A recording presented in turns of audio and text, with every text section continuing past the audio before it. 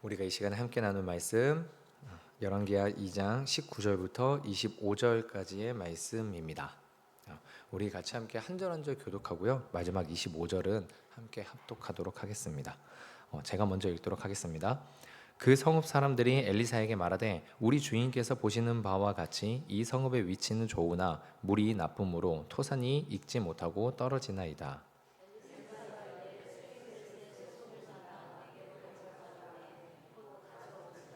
엘리사가 물 근원으로 나아가서 소금을 그 가운데 던지며 이르되 여호와의 말씀이 내가 이 물을 고쳤으니 이로부터 다시는 죽음이나 열매 맺지 못함이 없을지니라 하셨느니라 하니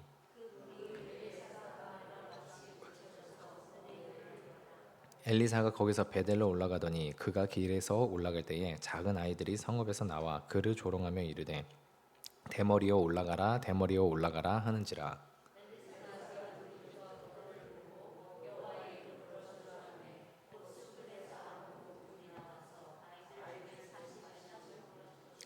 함께 읽겠습니다. 엘리사가 거기서부터 갈멜산으로 가고 거기서 사마리아로 돌아왔더라. 아멘. 우리 잠시 기도하겠습니다. 하나님 앞에 기도하러 나온 아버지 하나님, 기도로 또 하나님이 불러주신 하나님의 백성들에게 아버지 하나님께서 이 시간 은혜를 더하여 주시옵소서. 주님께서 함께 하심을 아버지 하나님 우리가 같이 함께 느끼며 담대함과 확신 가운데 하나님의 이끄심과 임재하심을 아버지 우리가 볼 수 있도록 주께서 함께하여 주시옵소서. 감사드리며 예수님의 이름으로 기도합니다. 아멘. 열왕기하 2장 앞부분에서 엘리야는 회오리 바람을 타고 하늘로 올라갑니다. 이스라엘은 위대한 선지자를 떠나보낸 순간이죠. 그렇다면 여기에서 우리가 함께 질문을 던질 수 있는 것은 엘리야가 떠났다라고 한다면 하나님의 역사도 거기에서 마치는 것인가 라는 것입니다. 위대한 선지자가 사라졌으니 하나님의 말씀이 이전보다 약해지는 것인가 라는 질문이죠. 엘리사는 이것에 대해서 하나님께 부르짖습니다. 2장의 14절이 이렇게 나와 있습니다. 엘리야의 몸에서 떨어진 그의 겉옷을 가지고 물을 치며 이르되 엘리야의 하나님 여호와는 어디 계시나이까 하고 그도 물을 치매 물이 이리저리 갈라지고 엘리사가 건너니라. 엘리사가 엘리야의 하나님 여호와는 어디 계시나이까 라고 묻는 것이죠. 위대한 선지자가 사라지고 나면 하나님의 역사는 끝이 나는 것인가? 거기에 대한 엘리사의 부르짖음이었습니다. 하나님, 엘리야의 하나님 어디 계십니까? 라고요. 그런데 여러분, 사실 이 질문을 우리가 함께 조금 묵상해 볼 만한 건 뭐냐면 앞에 열왕기하 1장에서 아하시아 왕이 자기가 병들었을 때 하나님을 찾지 않고 에그론의 신 바알세복을 찾습니다. 그러자 하나님이 아하시아에게 하신 말씀이 무엇이었습니까? 이스라엘에 하나님이 없어서 에그론의 신 바알세복을 찾느냐라는 것이었죠.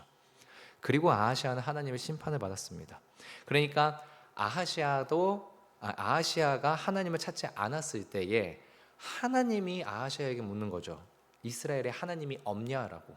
근데 열왕기하 2장에서 엘리사도 하나님께 부르짖지 않습니까? 하나님 어디 계십니까? 라고요. 그러니까 하나님은 엘리야에게 역사하셨던 것처럼 엘리사에게 이 질문에는 역사를 하시는데 하나님이 어디 계시냐는 이 질문, 사실 이 질문 자체가 열왕기하를 관통하는 질문이라고 봐도 사실 무방하다라는 것입니다. 한쪽에서는 하나님을 찾지 않는 인간에게 하나님이 반문을 하시는 거죠. 이스라엘에 하나님이 없냐라고. 한쪽에서는 인간이 하나님을 찾아 부르짖습니다. 더 이상 이제 위대한 말씀의 선지자가 사라진 그 공백에, 그 두려움 가운데, 그 마음의 갈망 가운데 하나님 어디 계십니까? 라는 부분에 하나님이 응답하시는 장면이죠.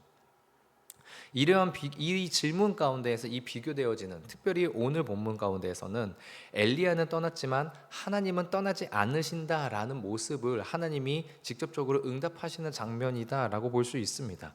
사람이 하나님을 떠났을 때에는 하나님이 반문을 하면서 하나님의 심판이 임하지만 사람이 하나님께 부르짖을 때에는 하나님께서 오히려 응답해 주시고 그와 함께 하심을 증거로 보여주는 장면이다라는 것이죠.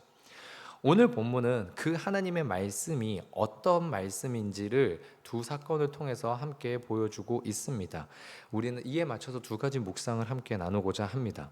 첫 번째는 이것입니다. 하나님의 말씀은 사람을 넘어서 계속 이어진다라는 것이죠.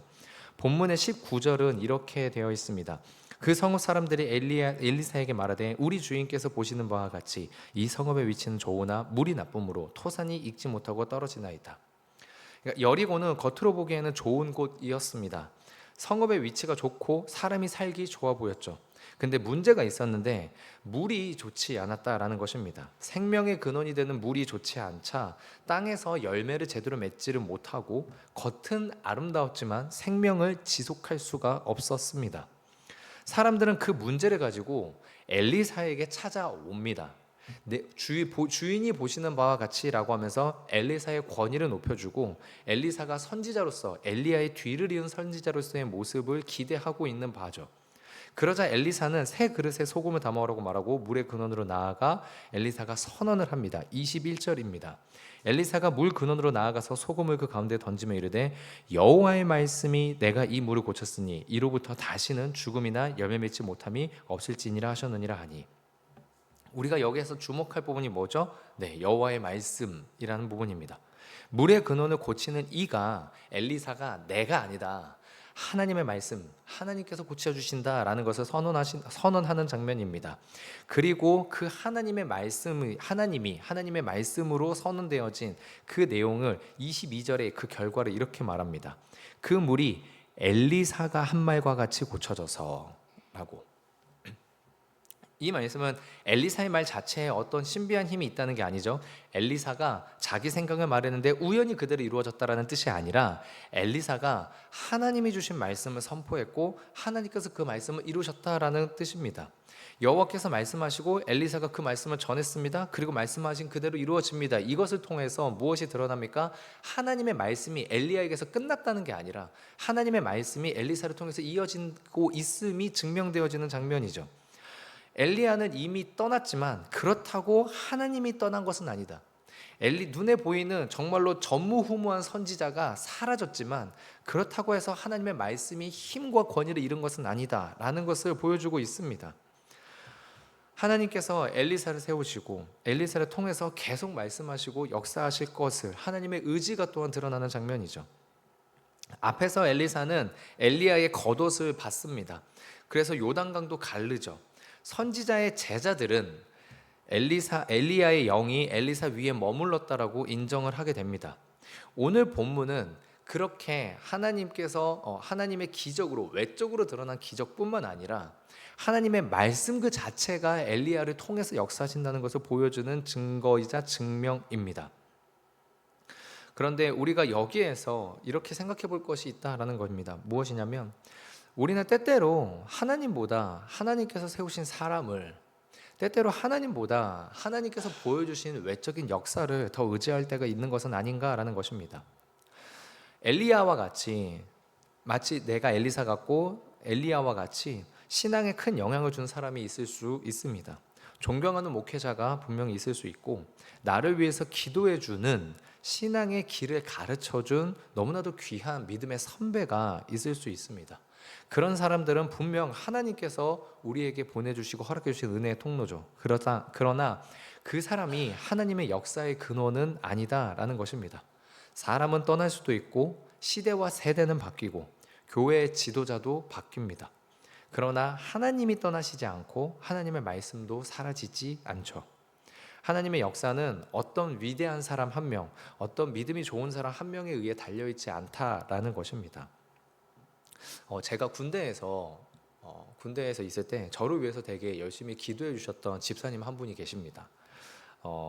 근데 제가 군대 전역하기 2달쯤 전이었거든요. 2달쯤 전에 꿈을 꿨는데 이렇게 그 내무반에서 이렇게 잠을 자다가 생활관에서 잠을 자다가 이제 꿈을 꿨는데 꿈속에서 그 집사님이 나오신 거예요. 근데 그 집사님이 이렇게 나왔는데 어떤 얼굴을 모르는데 근데 제가 꿈속에서도 이분이 목사님인 거는 알겠는 거예요. 제가 그러더니만 이 집사님이 이 목사님이랑 뭔가 막 얼굴은 안 보여. 근데 이 목사님이랑 막 뭔가 얘기하더니만은 저한테 기라 형제 일로 와봐요 막 이러는 거예요. 그러더니만은 제가 갔더니 제 한 손을 딱 이렇게 잡고 이 목사님 손에다가 이렇게 딱 이렇게 잡아주면서 뭐라고 하냐면 이제 이분 말씀 잘 듣고 따라가면 돼요. 알았죠? 라고 하면서 제가 꿈에서 깬 거예요. 전역하기 2달 전에 딱 그렇게 됐죠. 제가 군대에 있을 때 좀 많이 의지했던 집사님이신데 그 꿈의 내용이 너무나도 생생해서 지금 20년이 지났는데도 불구하고 지금도 기억하고 있는데, 이제 그 꿈 내용을 가지고 그 집사님한테 이야기했더니, 그 이야기했을 때에는 그냥 별다른 생각하지 말고 기도나 열심히 해요 막 이렇게 말씀하셨어요, 집사님이. 근데 이제 저녁하고 인사드리러 갔을 때 이제 그분이 그렇게 말씀하시는 거예요. 뭐 꼭 그렇다는 건 아니지만 간혹 가다가 하나님이 꿈속에서 목회자의 모습으로 나타나지 않겠습니까? 이제는 제가 기랑 형제님 위해서 기도하는 게 아니라 기랑 형제님이 하나님이랑 함께 가야 되는 길이지 않겠습니까? 그렇게 이야기를 해주시더라고요. 저는 이제 그 목사님이 뭐 하나님이다, 예수님이다, 뭐 제가 그 얘기 하려는 게 아니라, 근데 진짜로 제가 참 많이 의지했었던 분이기도 하고, 군에 있을 때. 근데 그분도 명확하게 알고 있는 거죠. 사람을 통해서 역사하는 게 아니라 정말로 우리가 하나님을 의지해야 되는 부분이라는 걸. 정말로 나를 위해서 열심히 기도해 주신 분이시지만 그분이 나와 함께 평생 가는 게 아니라 정말로 예수님께서 나와 함께 임마누엘로 평생 내가 의지하고 내가 정말 도움을 구해야 될 분은 주님이시라는 것. 네, 사람은 떠나도 하나님은 떠나지 않는다라는 것. 오늘 본문 말씀이 사실은 우리의 현실에 정확하게 이 부분을 이야기하고 있지 않은가 싶습니다. 엘리사가 한 말같이 역사가 일어났습니다. 이것은 마치 엘리야의 모습과 같죠. 그런데 그 두 사람이 아니라 하나님의 말씀이 그 안에 있어서, 하나님의 말씀이 엘리사 안에 있기 때문에 엘리사가 한 말같이 되는 거고, 하나님의 말씀이 엘리야 위에 있었기 때문에 엘리야가 하는 말과 행동 가운데 은혜가 있었던 거죠. 오늘 우리도 한번 생각해 보아야 되지 않을까 싶습니다. 나는 하나님을 의지하고 있는가, 아니면 하나님께서 사용하신 어떠한 사람을 의지하고 있는가.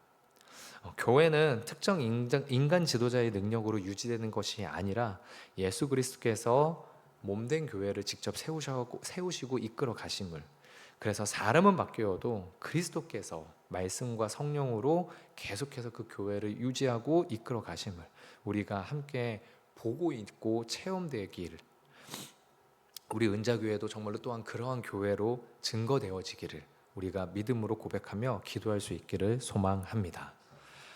그런데 여기에서 한 가지 또한 질문이 있습니다. 계속되는 하나님의 말씀, 사람을 넘어서서 사람과 사람을 이어서 하나님의 말씀이 언제나 이어진다면 그 말씀은 언제나 우리가 원하는 좋은 결과를 주는 것인가? 라는 것입니다.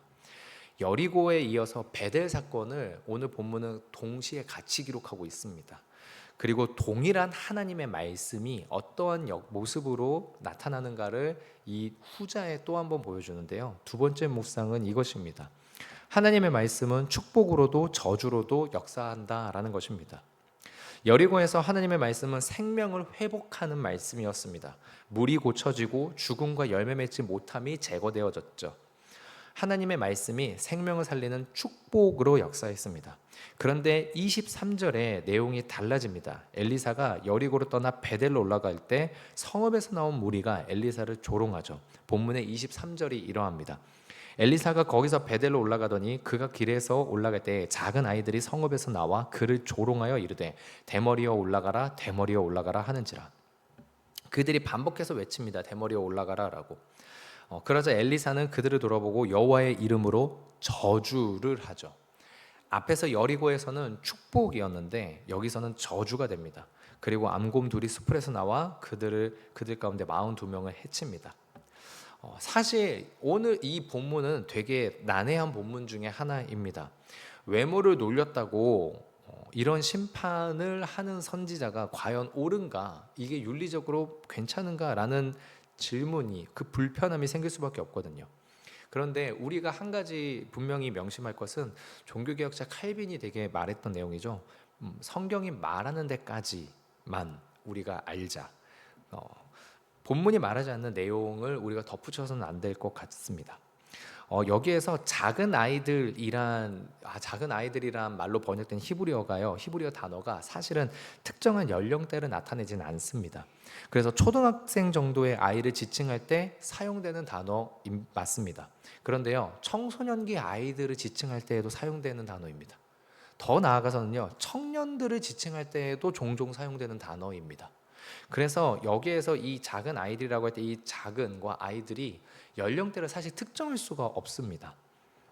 또한 그들이 엘리사를 혹시 죽이려고 했었는가? 왜냐하면 제가 이 말을 하는 이유는 뭐냐면 어떤 학자나 목사님들은 이들이 다수가 한 명인 엘리사를 죽이려고 했기 때문에 엘리사가 살기 위해 도망치며 이렇게 얘기했다라는 어떤 그런 해석을 말하기도 하거든요. 하지만 사실 본문에서는 무기나 물리적인 공격에 대한 내용은 나와 있지 않습니다.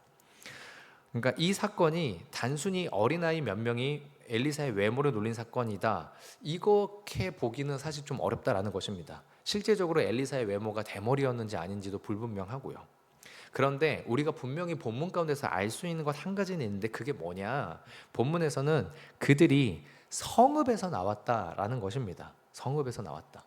그러니까 뭐냐면은 엘리사가 그 성읍으로 들어갔을 때 우연히 마주쳐가지고 놀렸다거나, 아니면 그들이 길가에 있을 때 엘리사가 지나갈 때 그들이 엘리사를 놀린 게 아니라 의도성을 가지고 엘리사에게 접근을 했고 엘리사를 향해서 조롱 내지는 배척하는 메시지를 전했다라는 것만이 성경에서는 명확하게 나와 있다라는 것입니다.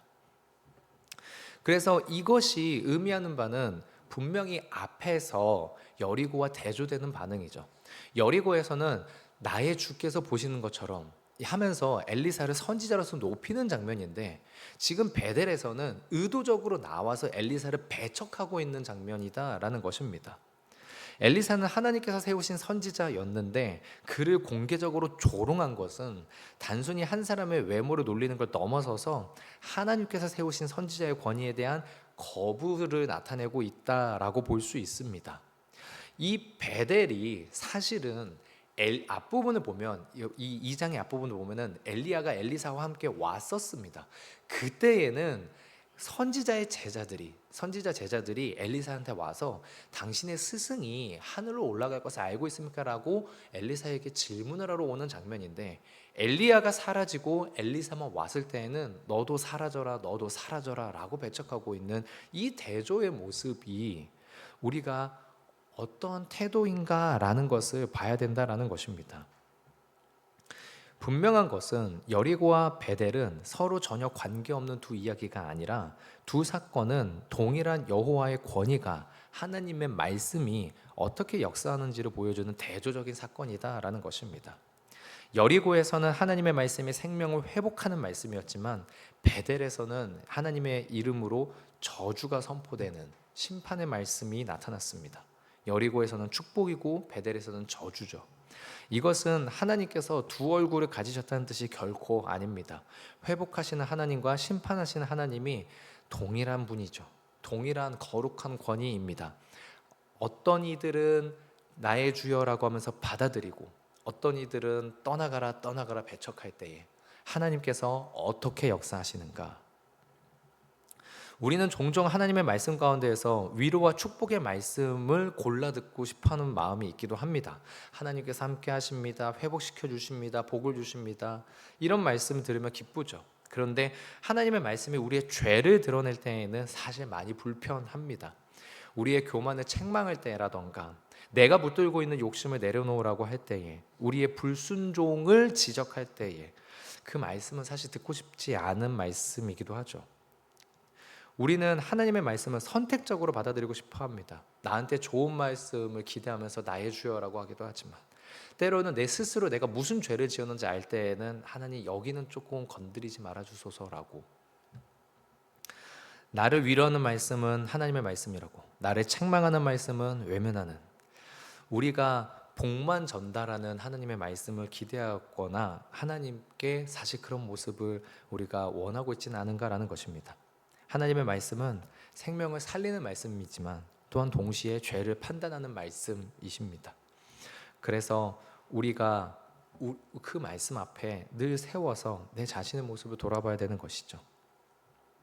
하나님께서 죄를 판단하고 죄를 정죄하지 않으신다면 오히려 하나님의 치유와 회복과 사랑과 선하심은 온전하게 나타날 수 없을 것입니다. 여기에서 그래서 우리가 생각할 게, 또다시 우리가 생각하고 묵상할 게 있죠. 그렇다면 아무리 생각해봐도 내가 죄인인데 하나님은 죄를 모른 척하지 않으신다면 내가 어떻게 하나님의 말씀을 받을 수 있는 자인가? 라고 할 때 우리는 예수님을 이 부분에서 사실 묵상하게 되지 않는가 싶습니다. 내가 받아야 될 저주를 주님이 받으셨고 예수님이 가지신 생명을 나에게 주셨다. 십자가는 하나님의 심판이 사라진 게 아니라 하나님의 심판이 너무나도 여실히 드러났는데 그것이 나에게가 아니라 예수님에게 됐고 그래서 나는 생명을 가지게 되어서 하나님이 내 안에 있는 죄를 정죄하셔야 되는데 예수님을 정죄하셨고 나에게는 오히려 생명을 주셨다라는 것. 분명히 하나님의 말씀은 축복의 말씀만이 아니라 죄에 대한 분명한 심판의 말씀인데 나에게는 이 말씀이 사실 예수님에게 갔고 나에게는 오직 이 축복의 말씀만 남아있게 된 우리가 이 부분을 묵상해 보며 하나님 앞에 기도할 수 있는 새벽이 되기를 소망합니다. 말씀을 맺겠습니다. 엘리야는 떠났습니다. 그러나 하나님은 떠나지 않으셨고 하나님의 말씀도 멈추지 않습니다. 그래서 엘리사가 전한 말과 같이 여리고의 물이 고쳐졌습니다. 그러나 동일한 그렇게 생명을 살리는 하나님의 권위의 말씀은 베델에서는 죄를 판단하는 저주로 나타나기도 했죠. 그래서 우리가 믿음과 신뢰를 사람에게 주는 것이 아니라 모든 축복과 저주의 근원 되시는 하나님 앞에 믿음과 신뢰를 드리며 우리가 오늘 하루도 주의 말씀 붙잡고 기도하실 수 있는 하루가 되길 주님의 이름으로 축원드립니다. 기도하겠습니다. 하나님께서 우리 모든 성도님들 한 분 한 분에게 은혜를 더하여 주시고 아버지 하나님께서 주시는 축복의 말씀이 한 분 한 분의 삶 가운데 세밀하게 증거되어지고 나타나게 하여 주시옵소서. 그러나 동시에 언제나 죄에 대해서 경계하고 죄를 죄라고 말씀하시는 하나님의 말씀 앞에 우리 자신이 또한 오롯이 정말로 숨기는 거 없이 서서 내 안에 있는 죄를 바라볼 수 있도록 주께서 역사해 주시고 내가 그 죄를 주님 앞에 고백하고 순종할 수 있게 돌이킬 수 있게 역사하여 주시옵소서. 하나님께서 우리 모든 성도님들 가운데 은혜 더하실 줄 믿사오며 이 모든 말씀 나사렛 예수 그리스도의 이름으로 기도합니다. 아멘. 주기도문 하겠습니다. 하늘에 계신 우리 아버지의 이름